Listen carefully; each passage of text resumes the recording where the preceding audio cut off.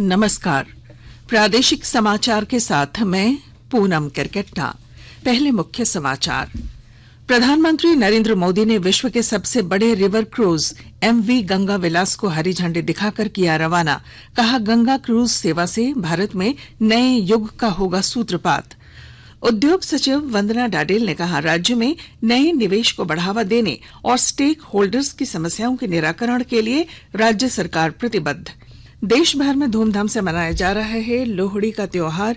राष्ट्रपति ने दी बधाई। झारखंड के लोक पर्व टुसू और सोहराय को लेकर राजधानी रांची में हो रहा कार्यक्रम। और ओडिशा के भुवनेश्वर में अर्जेंटीना और दक्षिण अफ्रीका के मैच के साथ शुरू हुआ पुरुष हॉकी विश्व कप मुकाबला। राउरकेला में आज शाम भारत और स्पेन के बीच होगा मैच। और अब समाचार विस्तार से।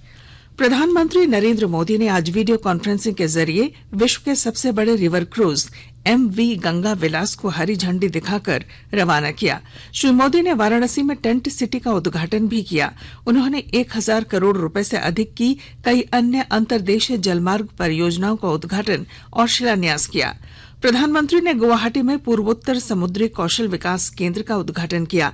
इसके अलावा उन्होंने गुवाहाटी में जहाज मरम्मत केंद्र और पांडु टर्मिनल जाने वाले एक एलिवेटेड रोड की आधारशिला रखी।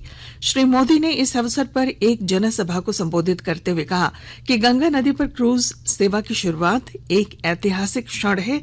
यह भारत में एक नए युग का सूत्रपात करेगा।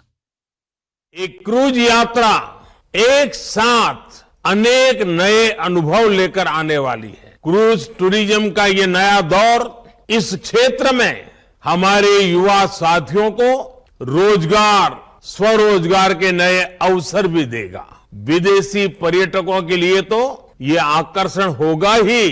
देश के भी जो पर्यटक पहले ऐसे अनुभवों के लिए विदेश जाते थे, वे अब पूर्वी भारत का रुख कर पाएंगे। ये क्रूज जहां से भी गुजरेगा, वहां विकास की एक नई लाइन तैयार करेगा। क्रूज टूरिज्म के लिए ऐसी ही व्यवस्थाएं हम देश भर के नदी जलमार्गों में तैयार कर रहे हैं। ये हर पर्यटक वर्ग की पहुंच में हो, इसके लिए बजट से लेकर लग्जरी क्रूज तक हर प्रकार की सुविधाएं देश में विकसित की जा रही हैं। उद्योग सचिव वंदना डाडेल ने कहा है कि राज्य में नए निवेश को बढ़ावा देने और स्टेक होल्डर्स की समस्याओं का निराकरण के लिए सरकार प्रतिबद्ध है।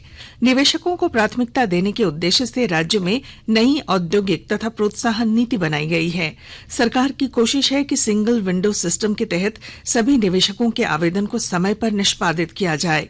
सचिव कल राजधानी रांची के झारखंड चैंबर ऑफ कॉमर्स सभागार में व्यवसायियों के साथ सीधा संवाद कार्यक्रम को संबोधित कर रही थीं। उन्होंने कहा कि राज्य में उद्योगों की स्थापना के लिए लंबित आवेदनों को खत्म करना विभाग और सरकार की प्राथमिकता है। इस दौरान उद्योग निदेशक जितेंद्र कुमार सिंह के अलावा जियाडा के सभी रीजनल डायरेक्टर और चैंबर के अधिकारी उपस्थित थे। देश में पिछले 24 घंटों के दौरान कोविड के 174 नए मामले सामने आए हैं। स्वास्थ्य मंत्रालय ने बताया है कि इस दौरान 224 रोगी स्वस्थ हुए हैं। स्वस्थ होने की दर 98.8% है। मंत्रालय के अनुसार देश में वर्तमान में 2257 सक्रिय मामले हैं।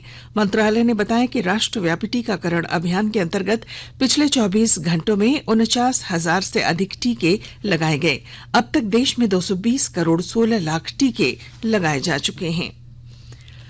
कोडरमा के बागीटार स्टेडियम में आयोजित कौशल महोत्सव रोजगार मेले में कल 1,500 युवाओं को शॉर्ट लिस्ट किया गया, जिन्हें नियुक्ति पत्र सौंपा जाएगा।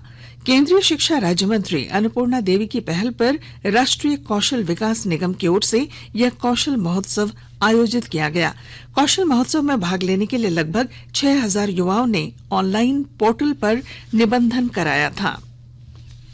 राज्य के सरकारी सहायता प्राप्त और अल्पसंख्यक स्कूलों में कक्षा 1 से 7 तक के लिए होने वाली अर्धवार्षिक परीक्षा की तिथि में बदलाव किया गया है।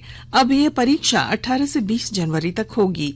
झारखंड शैक्षिक अनुसंधान एवं प्रशिक्षण परिषद ने कल इस संबंध में आदेश जारी कर दिया। पहले ये परीक्षा 16 से 18 जनवरी तक आयोजित होने वाली थी। संशोधित कार्यक्रम के अनुसार अर्धवार्षिक परीक्षा के बाद मूल्यांकन कार्य संकुल स्तर पर 20 से 25 जनवरी तक संपन्न कराया जाएगा। विद्यालयों में परीक्षा परिणाम का प्रकाशन 31 जनवरी को किया जाएगा। हजारीबाग के कटकमदाग प्रखंड में स्ट्रॉबेरी की खेती से किसानों की आमदनी बढ़ी है। विस्तृत ब्यौरे के साथ हमारे संवाददाता। हजारीबाग के कटकमदाग प्रखंड स्थित बेंदी के उदयपुर, कुब्बा और चिचिकला के किसानों की आमद बढ़ गई है और उनका पलायन भी ठहर गया है। बेंदी का इलाका नक्सलियों का गढ़ माना जाता था, लेकिन केंद्र और राज्य सरकार की कल्याणकारी योजना से क्षेत्र में चौमुखी विकास हो रहा है। हजारीबाग के कटकमदाग प्रखंड के लगभग 14 एकड़ जमीन में इन दिनों स्ट्रॉबेरी की खेती हो रही है। आलम यह है कि बेंदी में ही एक कलेक्शन सेंटर बना दिया गया है। वहां से 1000 बॉक्स स्ट्रॉबेरी रोजाना दिल्ली जैसे महानगरों में भेजा जा रहा है। इससे गांव की तस्वीर बदल रही है। गौरव प्रकाश, आकाशवाणी समाचार, हजारीबाग। आकाशवाणी के ताजा तरीन समाचारों के लिए आप हमारी वेबसाइट newsonair.com पर लॉग ऑन कर सकते हैं। ताजा समाचार Twitter handle @AIR news alerts और Facebook page All India Radio News पर भी उपलब्ध है। आप प्रादेशिक समाचार एकांश के ट्विटर हैंडल @AIR न्यूज _ और फेसबुक, इंस्टाग्राम पेज तथा YouTube channel AIR news Ranchi पर भी हमारे बुलेटिन सुन सकते हैं। प्रादेशिक समाचार आप आकाशवाणी रांची से सुन रहे हैं। देश भर में लोहड़ी का पर्व आज पारंपरिक उत्साह और उल्लास के साथ मनाया जा रहा है। यह उत्तर भारत, विशेष रूप से पंजाब, हरियाणा, हिमाचल प्रदेश, दिल्ली, जम्मू और चंडीगढ़ में मनाया जाता है। पारंपरिक तौर पर लोहड़ी फसल की बुआई और उसकी कटाई से जुड़ा विशेष त्योहार है और मकर संक्रांति के एक दिन पहले मनाया जाता है। इधर राष्ट्रपति द्रौपदी मुर्मू और उपराष्ट्रपति जगदीप धनखड़ ने लोहड़ी, मकर संक्रांति, माघ बिहू, पोंगल समेत अन्य त्योहारों को शुभकामनाएं दी हैं। अपने संदेश में राष्ट्रपति ने कहा कि यह पर्व भारत की विविधता में एकता का प्रतीक है। इधर राजधानी रांची में पंजाबी हिंदू बिरादरी की ओर से शाम 7 बजे और बहावलपुरी पंजाबी समाज की ओर से सांझी आयोजन किया जाएगा।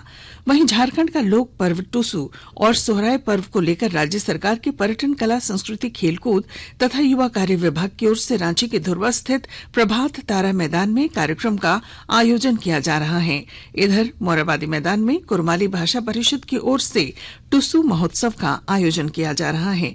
वहीं इस बार मकर संक्रांति और पोंगल त्योहार 15 जनवरी को मनाया जाएगा। मकर संक्रांति को लेकर कल जमशेदपुर के स्वर्ण रेखा के 2 मुहानी संगम पर महागंगा आरती का आयोजन किया जाएगा। हिंदू उत्सव समिति सहित शहर की कई संस्थाएं इस गंगा आरती में अपनी भागीदारी सुनिश्चित करेंगी। इसे लेकर बनारस से पुरोहितों को बुलाया गया है। झारखंड उच्च न्यायालय के न्यायाधीश एस चंद्रशेखर और न्यायाधीश रत्नाकर भेंगरा की अदालत ने कल सहायक अभियंता नियुक्ति की प्रारंभिक परीक्षा में आरक्षण देने के मामले को लेकर दाखिल अपील पर आंशिक सुनवाई की। अदालत ने मामले पर विस्तृत सुनवाई के लिए 17 जनवरी की तिथि निर्धारित की है। लातेहार जिले के अति नक्सल प्रभावित बूढ़ा पहाड़ क्षेत्र के टोंगारी जंगल से सुरक्षा बलों ने माओवादियों द्वारा लगाए गए 7 बारूदी सुरंग को विस्फोट कर नष्ट कर दिया। जिला पुलिस और सीआरपीएफ 112वीं बटालियन द्वारा चलाए जा रहे नक्सल विरोधी अभियान के दौरान ये सफलता मिली है। इधर लातेहार जिले में पुलिस ने कल प्रतिबंधित उग्रवादी संगठन जेजेएमपी के सब जोनल कमांडर समेत 3 उग्रवादियों को गिरफ्तार कर जेल भेज दिया है। ये जानकारी पुलिस अधीक्षक अंजनी अंजन ने दी।